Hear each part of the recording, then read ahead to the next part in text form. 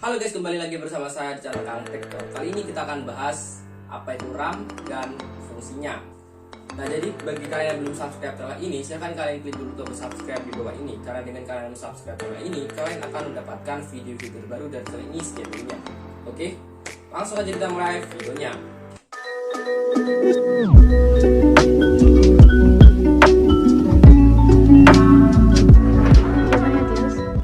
Nah, jadi mari kita bahas dulu apa itu RAM. Nah, RAM itu adalah singkatan dari Random Access Memory. Nah, jadi fungsinya RAM itu adalah mengelola data atau menyimpan data sementara dari sebuah prosesor, yaitu data yang dijalankan oleh prosesor ya.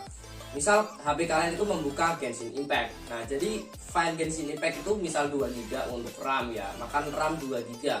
Nah, jadi ketika dibuka, otomatis RAM kalian yang 6 GB itu akan dimakan 2 GB. Jadinya ya tinggal 4 GB sisa RAM di HP kalian. Nah, jadi analoginya kurang lebih seperti itu.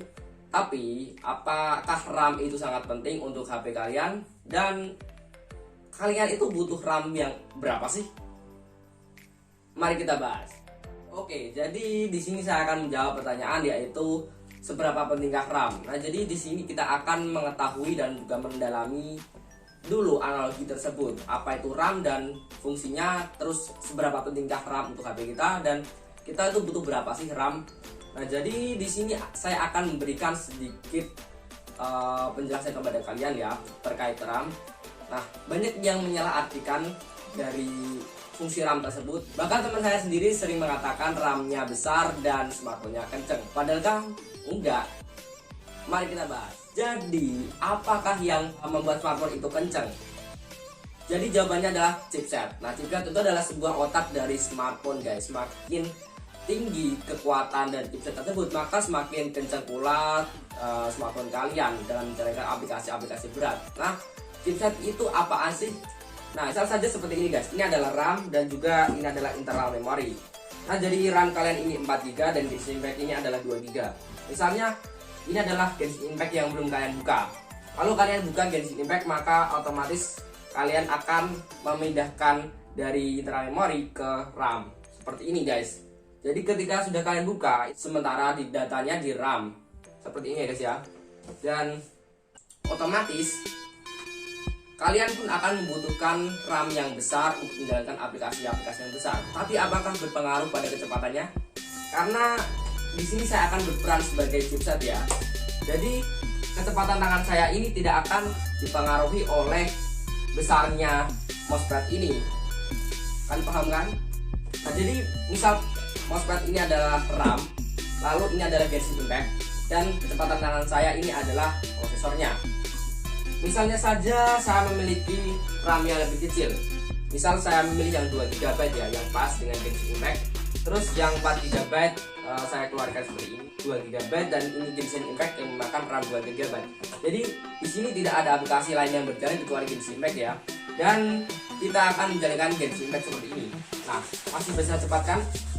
Jadi seperti itu kurang lebih analoginya, dan semoga bisa kalian pahami ya. Dan seberapa pentingkah RAM?